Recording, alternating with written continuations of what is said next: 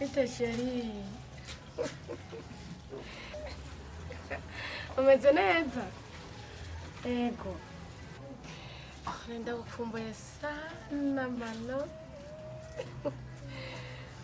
Uri siry izum. Ariko mano we kora wame by'ubundi se. Uhagaze kuri portail. Kutinji. Yo, siry nuko intangorane nimwe. Mana we, nawe uri giya nk'umwana. Nziko muhira bakomenyereye sister wanje, sanzwe nziko kuzi. Nta birebire vema. Ah, okay. Siry, reka nze ndagutore. Guma ngaho nyene ndaje nta ngorane. Siry wanje, ndagiye kumazana.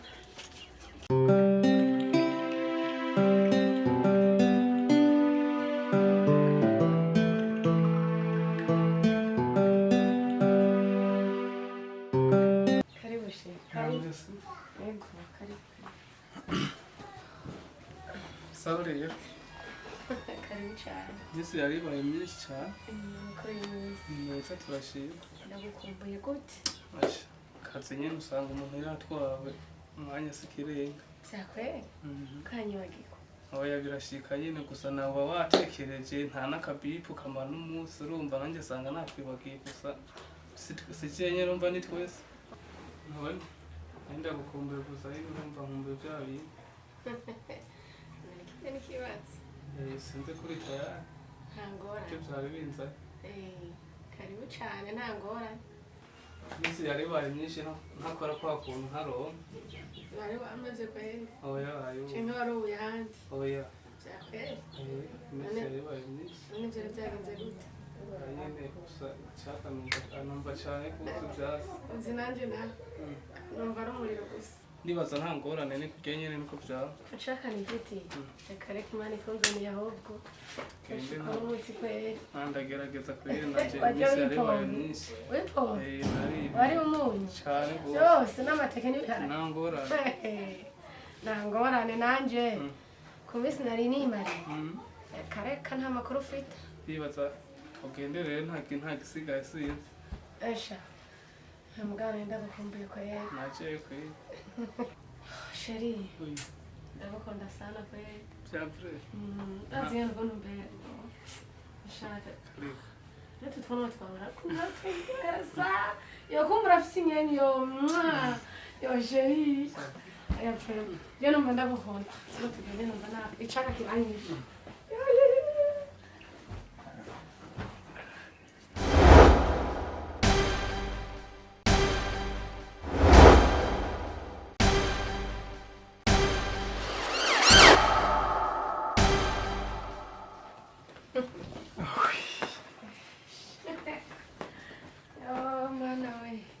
Musugenze neza. Siry. Ndavuye mu tifre. Musugenze neza sintandukanye n'indi minsi kweri. No munsi. Urakoze umuti. Oya. Mama we Siry. Oya reka. Wahora muri formation yacu. Nagerageje. Kugaragaza rimwe gusa. Nikengereye muri urya mwanya. Aya vrema. Byari yaramateka. Zogaruka ntangora. Yo. Zogaruka vrema. Umunsi ngira byagenze neza hanyuma basi. Bari kurara vrema. Siry bari kurara. Sinora. Ikibere cyari kiryoshye. Zogaruka hanyuma. Cyane. Ubikire ubundi mwanya munsi na.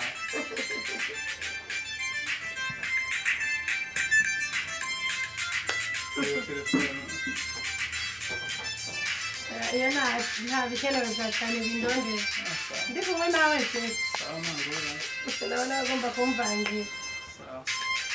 Basubira rero. Ngira nshingeye.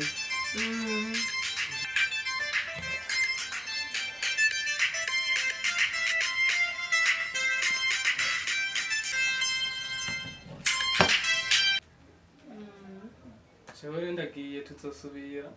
Asha nanezerewe cyane gose.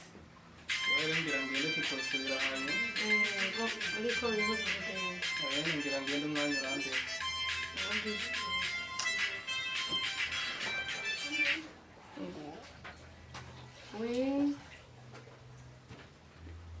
ego ndi muhira sawa ego merci sawa merci Ana umunsi ni uwanje urindire gusa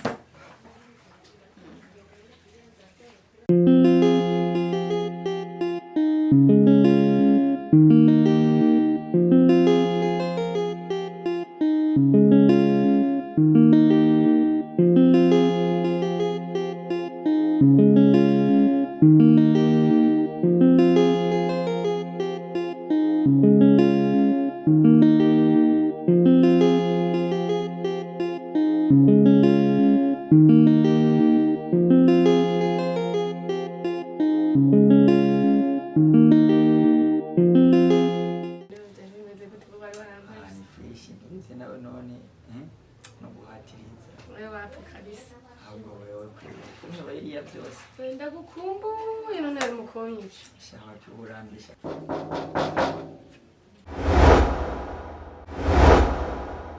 ntiwokwinjira none mukuru wanje ngo tuvuganire hino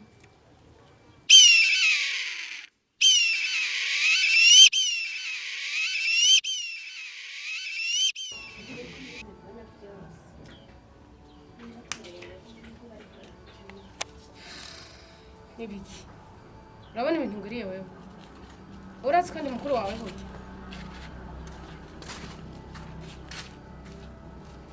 kutanyishuraga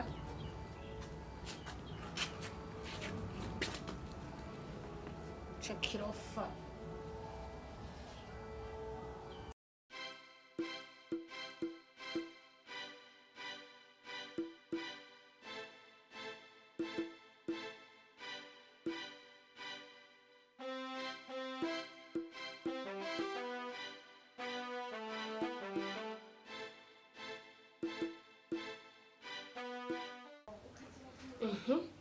kumpamagaye ugaca wivumbura ntumbarire ushaka iki burya ndakubwira je naguhamagaye ko nari mfite icyo ndakubwira kandi nizere ko utarihebura ko ata jambo ufise ndi bukubwire wewe nubwo uri mukuru wanje ikosa je mba mbona aho riri nizere rero ko icyo ndakubwira kiri ku mutima tenyenya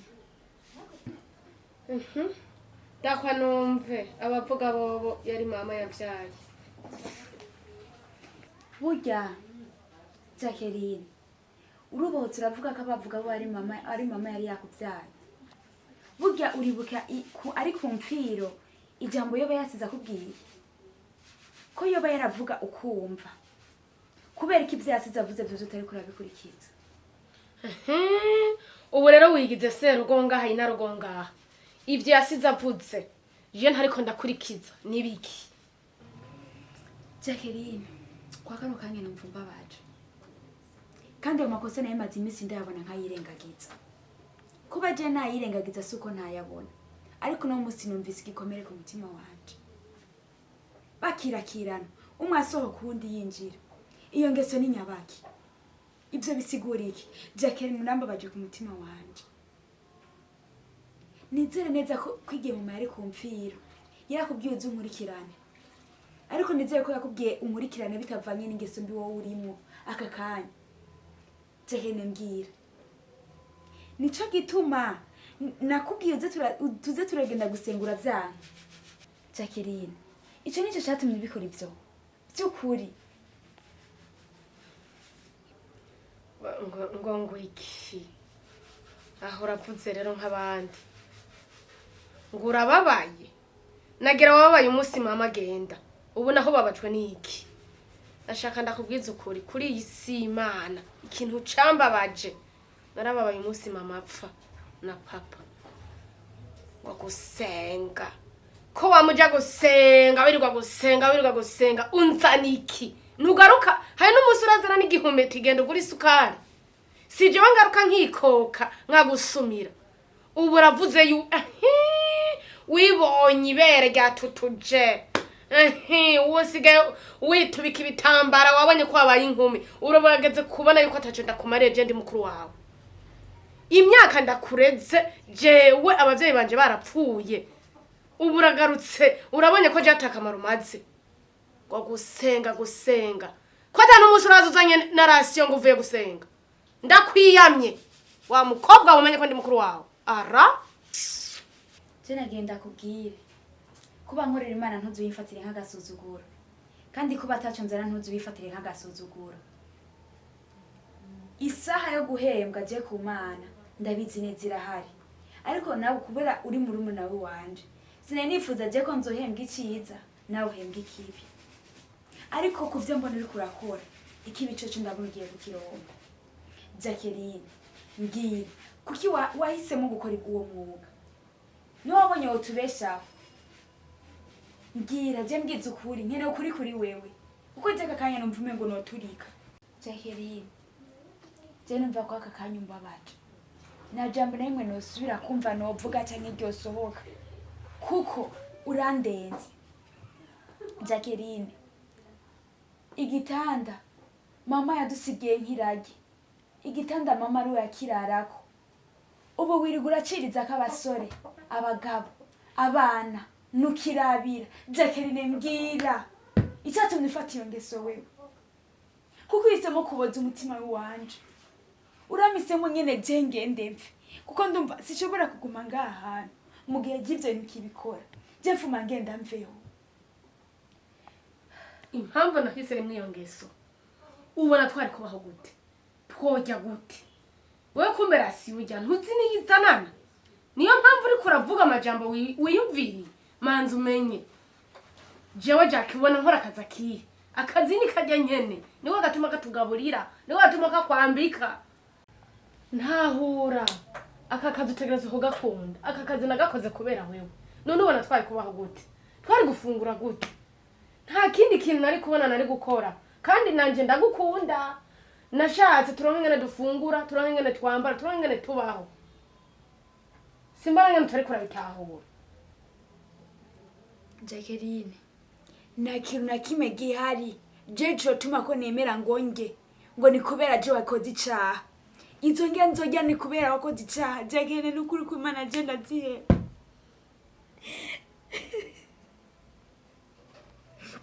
Eshobora kuvyemera Jacqueline kubera ko abakobwa bubu mwitwaza kugira ngo ni kubera mwakoze ubusambanyi nivyo mwabonye bifise inyungu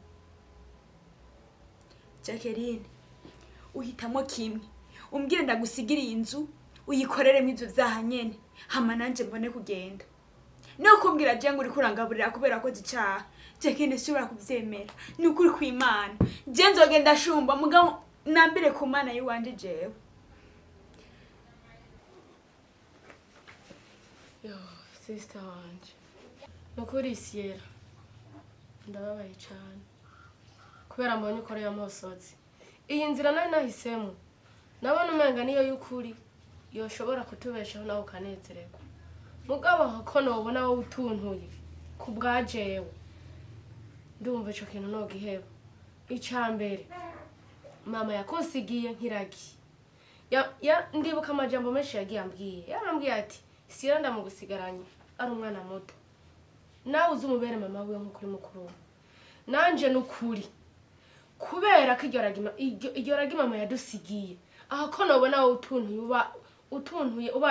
utunujwe nanje ndabona iyo nzira noyihagarika ku bwawewe ahubwo Imana ishimwe ko wabaye umukozi w'Imana waransengeye ndumva umenga noca bugufi ku bwawewe kugira ubeho wishimye nanje mbaho nishimye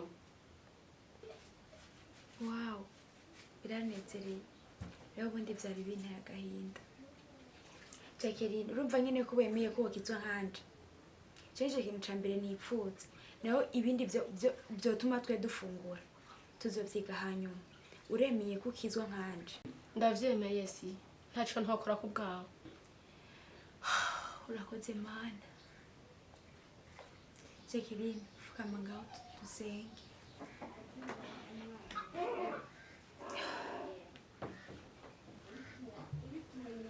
Mwami Yesu uri Imana ugira neza uri nteturuye Jehova ndagushimiye ko nteturuye Mwami ukabumvise amasengesho yanje wanyumvise mwami.